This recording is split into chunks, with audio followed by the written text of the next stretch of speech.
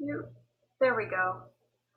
All right. So today's Wisdom Wednesday, and I'm just going to go ahead and put this out there for anyone who's watching. If you're dealing with a covert narcissist or an overt narcissist for that matter, and you're having to go to court in particular. But one of the things that I really want to stress and emphasize is the fact that there's one core thing that you have to address, and that's boundaries. And that's something that when you've dealt with a narcissist doesn't come easy, and you let them go. You let them go. So it's not just boundaries with that person, that toxic person. You find that you let your other boundaries go, your boundaries in your career, your boundaries in your personal life, your boundaries when you deal with people go by the wayside. And the main factor is you aren't valuing yourself. You're not valuing yourself enough. And there's excuses and a lot of cognitive dissonance that happens when you make decisions that allow for your detriment at the hands of another person. So one thing I want to bring up is around the need for strict boundaries with regards to your personal life, but also you need to expand some boundaries, because there are things in your life that if you don't ever get rid of that negativity and you don't ever stop that negative voice that is constantly playing in on your brain, then you're never going to reach your own full potential. And there's so much in that world out there for you, and so much that is available to you in this universe of ours that you're never going to see as long as you continue to limit yourself, and as long as you allow a toxic person to set your boundaries for you, because those boundaries are set for their purpose. When you're dealing with a narcissist, those boundaries are for their benefit, not yours. So when it comes to, say, going to court, you should not feel bad for asking for the things that you need to ask for. You should not feel bad about speaking on behalf of your children. You should not feel bad about raising problems and issues that need to be addressed and expecting that there's an answer back, that there's a result. So when you're going to court, you need to remember to keep those boundaries. If you've got a restraining order, and I just talked to someone just yesterday, and I'm so proud of her because she stood up for herself. And not everybody's aware of the cluster Bs. Not everybody's aware of what happens when you have someone in the psychopathic, sociopathic, narcissistic family of personalities. They're all related. They're all on a spectrum. They all have the same patterns of behavior, just different severity levels. They had people around them, including police officers, and I'm an avid supporter of our law enforcement, but they were not aware. They were not aware, and they allowed the restraining order to be broken literally on the same day it was given. And that's not okay. And she stood up for herself, and kept her boundaries. And she had people within our own community of supporters that were saying, oh, ease up. It's okay. No, it's not okay. It's not okay.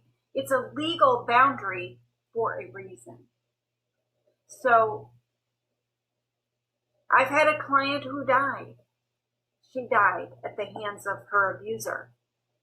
I've had clients that now are really wrestling with these boundaries. So I'm going to ask you to really look at your life. If you're in a narcissistic situation with a manager, it doesn't have to be a spouse. If you've got a manager who's a narcissist, you've got to have boundaries. You have to establish those boundaries and you got to hold them. Because if you don't hold them, no one's going to hold you in high accord. You aren't holding yourself in high accord, so why should they? That's really the bottom line. Boundaries are for your benefit. And when it comes down to things like cognitive dissonance and making excuses for a narcissist's behavior, yes, it's something we've all dealt with. I've personally had my bouts. And for 19 years of a horrible marriage, I had good moments followed by a lot of bad, and I would make excuses. I would make excuses for really bad, horrible behavior. It's cognitive dissonance. I can own it now. I can own it. And I see where I made excuses. And I see where I let boundaries slip by the wayside.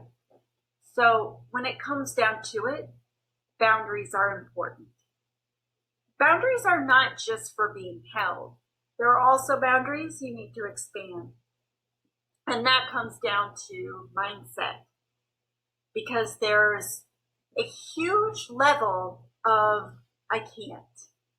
I don't have other words for it, but it's a level of I can't do that.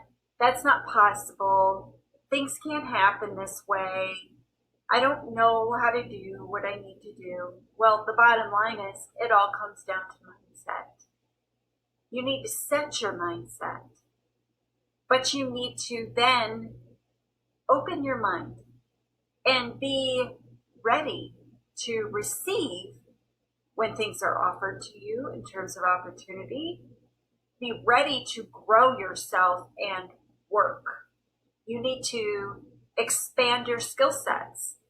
Maybe there's something you need to know or understand before you can get that big, great thing that you want. Well, you know what? You can. You can do it. Get the skill set. Master the skill set. And move forward.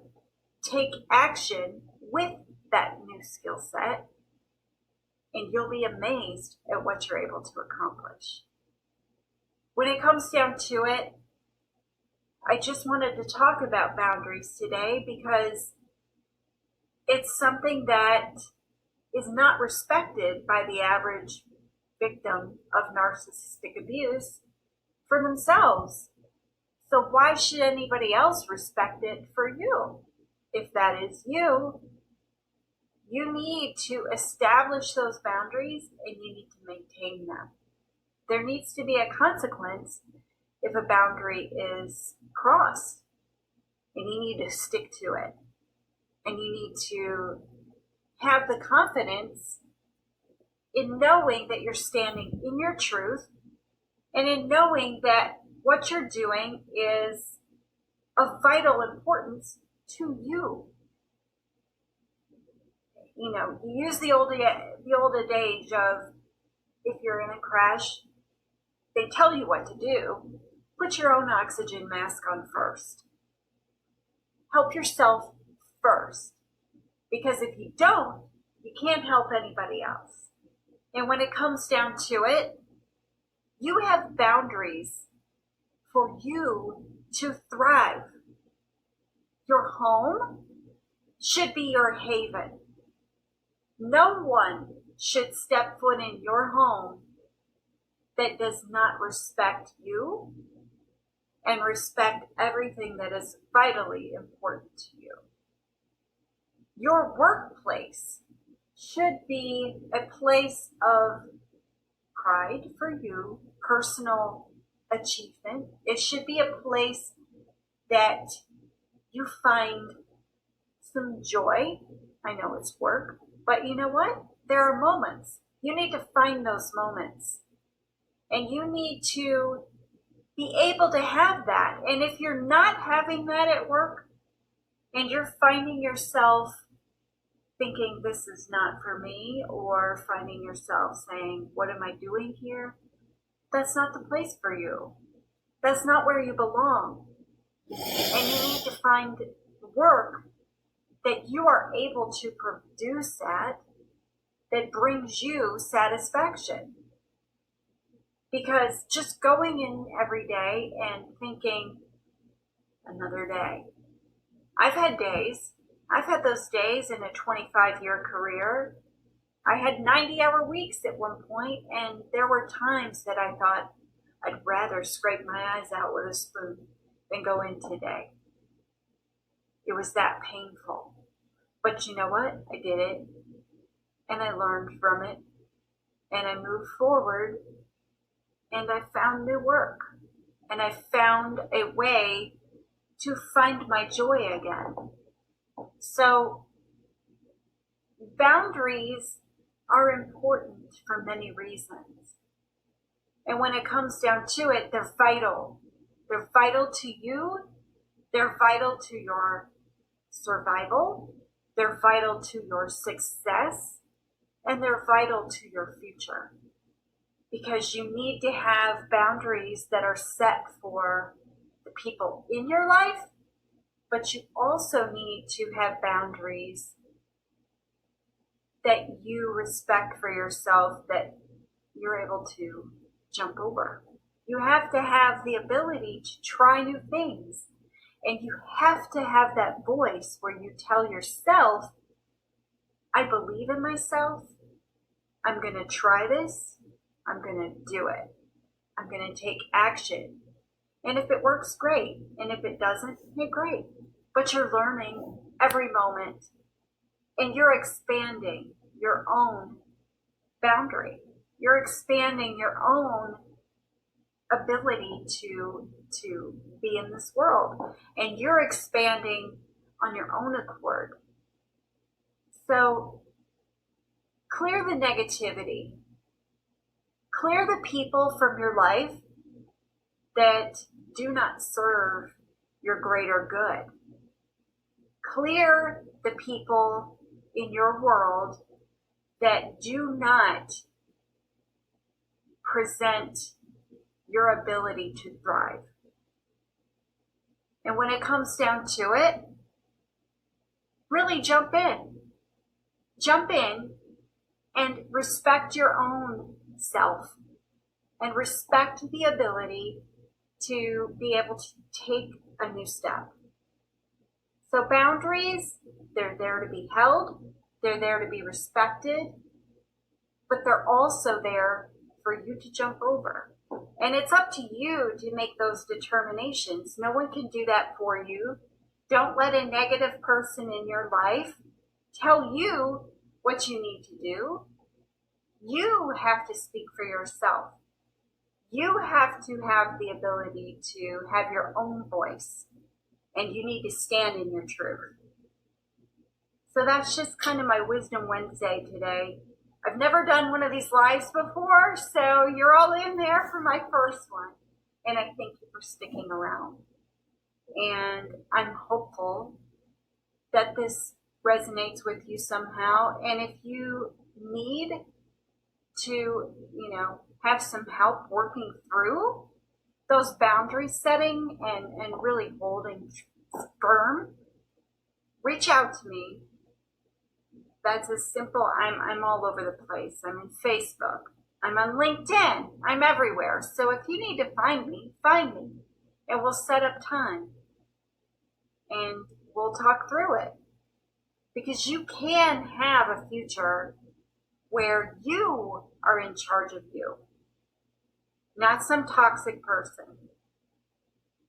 That's my Wisdom Wednesday.